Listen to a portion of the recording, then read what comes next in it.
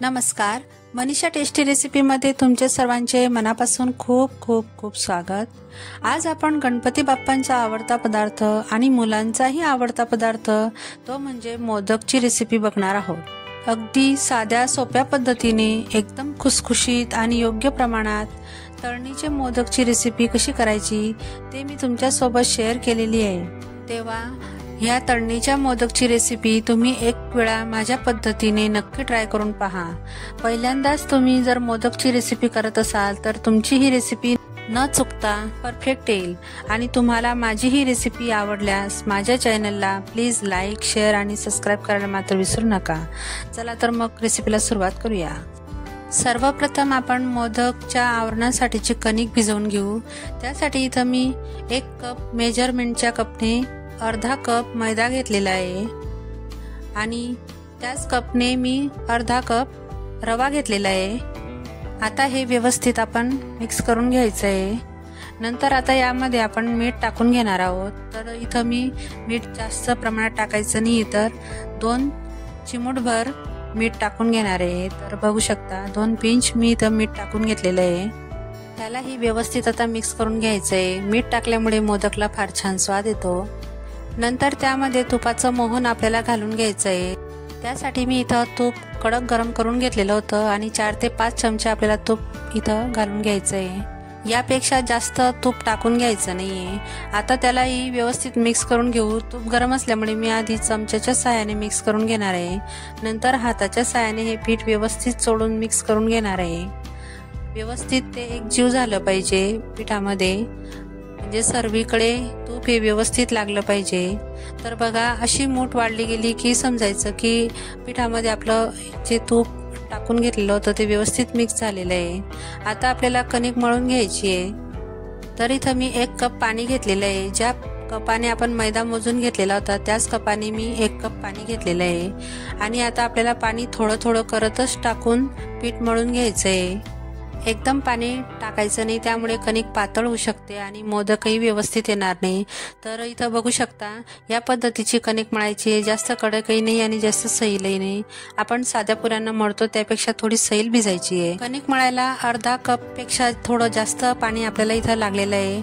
आणि आता ही कणिक 15 ते 20 मिनिटं आपण असं झाकून ठेवू। आता आपण मोदक मधील सारण कसं करायचं ते बघूया। तर त्यासाठी इथं मी एक कढई गरम करायला घेतलेली आहे आणि त्यात 1 ते 1.5 चमचा तूप टाकून घ्यायचं आहे। तूप व्यवस्थित गरम झाल्यानंतर ज्या कपाने आपण मैदा घेतलेला होता त्याच कपाने ओल्या खोबऱ्याचा चव इथं मी घेतलेला आहे। तर इथं मी 2 कप खोबरं घेतलेलं आहे। तर इथं मी खोबरं किसून घेतलेलं आहे, तुम्ही खोवून खोबरं घेतलं तरी चालेल। आता 1 ते 1.5 मिनिटापर्यंत हे व्यवस्थित असं कोरडं होईस्तोवर आपल्याला परतून घ्यायचं आहे। 1 ते 1.5 मिनिटामध्येच हे व्यवस्थित कोरडं व्हायला लागतं आणि त्याचा रंगही बदलतो। तर इथं बघू शकता आता मी यामध्ये गूळ टाकून घेणार आहे। तर ज्या कपाने आपण खोबरं मैदा घेतलेला होता त्याच कपाने 1 कप गूळ टाकून घेतलेला आहे। तर इथं मी 2 कप ओलं खोबरं घेतलेलं होतं, त्याला 1 कप गूळ हे माप अगदी परफेक्ट आहे। त्यामुळे सारण जास्त गोडही होत नाही आणि फिकटही राहत नाही। गुळाला व्यवस्थित आता 1 ते 2 मिनिटं असंच परतून घेणार आहोत।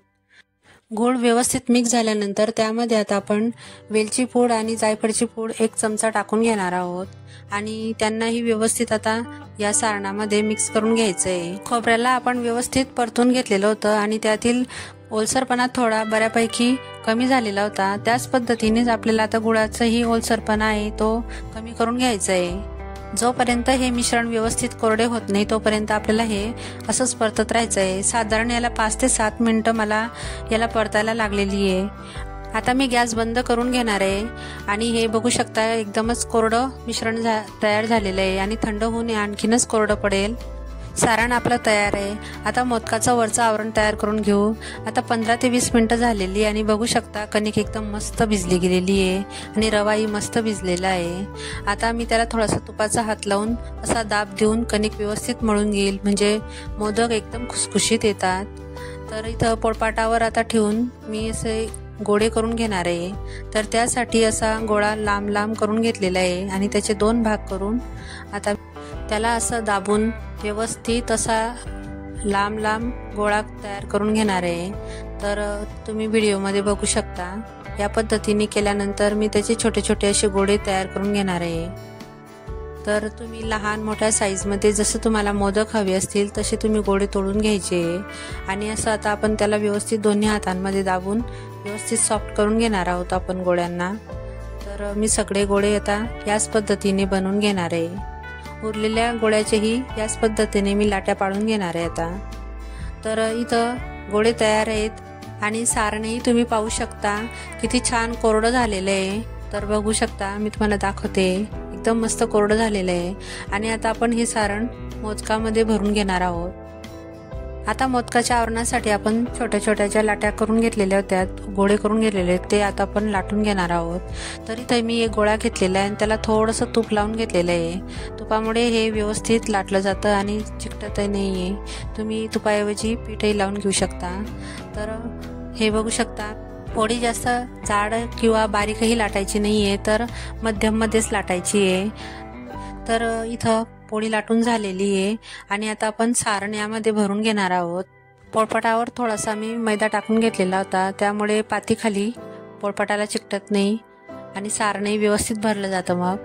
तर इथं सारण मी भरून घेतलेलं आहे। इथं थोडेसे मी बदामचे काप करून घेतलेले होते। तुम्ही सारणामध्ये ड्रायफ्रुट्सही टाकून घेतले तरी चालेल, मी टाकलेले नव्हते त्यामुळे इथं आता मी एक बदामचा तुकडा टाकून घेतलेला आहे। आता पातीला मी थोडंसं पाणी लावून घेतलेलं आहे आणि तुम्हाला आता मोदक कसे घडायचे ते दाखवते किंवा करायचे कसे ते दाखवते। तर असे आपण घड्या घालत घालत जायचे गोल गोल आणि अशी पोटली तयार करून घ्यायची। तर व्हिडिओमध्ये बघू शकता तुम्ही, या पद्धतीने आपण अशा घड्या पाडून घेतल्या, त्याच ह्या मोदकाच्या कड्या तयार होतात बघू शकता। आणि असं थोडंसं गोल गोल फिरवत पोटलीचा जो वरचा भाग आहे तो असा दाबत चालायचा। तर इथं बघू शकता असं टोक तयार करून घ्यायचं आहे आणि ते व्यवस्थित दाबून घ्यायचं आणि टोकाचा जो वरचा एक्स्ट्राचा भाग असतो तो काढून घ्यायचा आणि त्याला व्यवस्थित दाब देऊन गोल गोल फिरवत ह्या कड्या तयार करून घ्यायच्या। हे बघा, या पद्धतीने अगदी सोपी पद्धत आहे आणि बघू शकता किती छान कड्या आलेल्या आहेत। तर एकदम सोपी पद्धतीने आपण हे मोदक तयार करू शकता। आता मी तुम्हाला दुसरा दाखवते करून। तर मी अशीच पाती लाटून घेतलेली आहे, जास्त जाडही नाही आणि बारीकही नाही। जास्त तुम्ही जर पातळ पोळी लाटली तर ते मोदक फाटू शकतात आणि मग त्यामध्ये फ्राय करताना तेल जाऊ शकते। आणि जर जाड पोळी लाटली तर ते आतून कच्चे राहतात आणि ते लवकर खराब होतात। ही एक महत्त्वाची टीप लक्षात ठेवायची। तर आता बघू शकता मी सारण इथं भरून घेतलेलं आहे आणि सारणाच्या आजूबाजूला पाणी लावून अशा घड्या घालून घेणार आहे।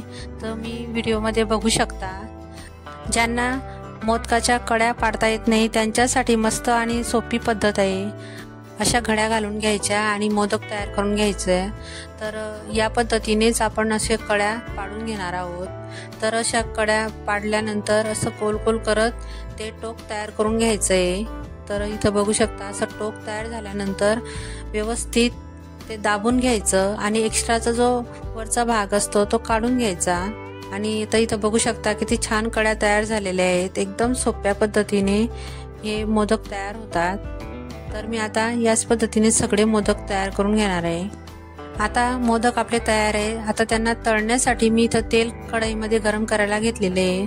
तर तेलही जास्त प्रमाणात घ्यायचं नाही आपल्याला, तर फक्त मोदक थोडेसे बुडतील आपले तेलामध्ये एवढंच तेल आपल्याला टाकून घ्यायचं आहे। कारण जर आपण जास्त तेल जर घेतलं तर मोदक तेलामध्ये वरती तरंगतात आणि ते व्यवस्थित पलटले जात नाही, त्यामुळे तेल थोडंसंच घ्यायचं आहे। तर इथं तेल व्यवस्थित गरम झाल्यानंतर एक एक करत मी मोदक टाकून घेतलेले आहे आणि त्यांना असं उलटपलट करत चालायचं आहे, नाही तर ते एका बाजूनेच करपले जातात। तर आता इथं मी झाऱ्याच्या साहाय्याने त्यांच्यावर थोडं थोडं तेल टाकत त्यांना पलटून घेत चालते। तर इथं बघू शकता आता हे व्यवस्थित तळले गेलेले आहेत आणि त्यांचा रंगही बदललेला आहे।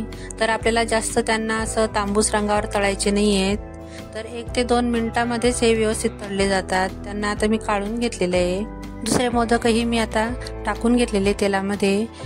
हे तळत असताना एक गोष्ट लक्षात ठेवायची की गॅसची फ्लेम मीडियम ते लोच ठेवायची आहे। तेल जास्त कडक गरम करायचं नाही आपल्याला, तर मध्यम मध्येच गरम करायचं आहे, म्हणजे खरपूस असे आपले मोदक तळले जातात आणि मस्त कुसकुशीत असे मोदक येतात। बाहेरून एकदम क्रंची आणि आतून एकदम सॉफ्ट असे आपले मोदक तयार होतात. तर इथं बघा, हे सगळे मोदक माझे तळून झालेले आहेत आणि आता यांना मी सर्व करून घेणार आहे. तर तुम्ही केळीच्या पानावर गणपती बाप्पांसाठी नैवेद्य तयार करून घेऊ शकता. तर इथे एका प्लेटमध्ये मी हे सर्व करून घेणार आहे.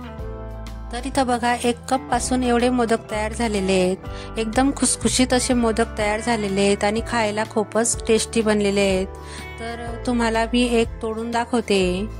तर इथं बघू शकता, वरतून किती एकदम खुसखुशीत आहेत, क्रिस्पी आहेत आणि आतून सारण बघू शकता किती सॉफ्ट असं आहे आणि टेस्टी पण आहे. बघताच खावेसे वाटते ना.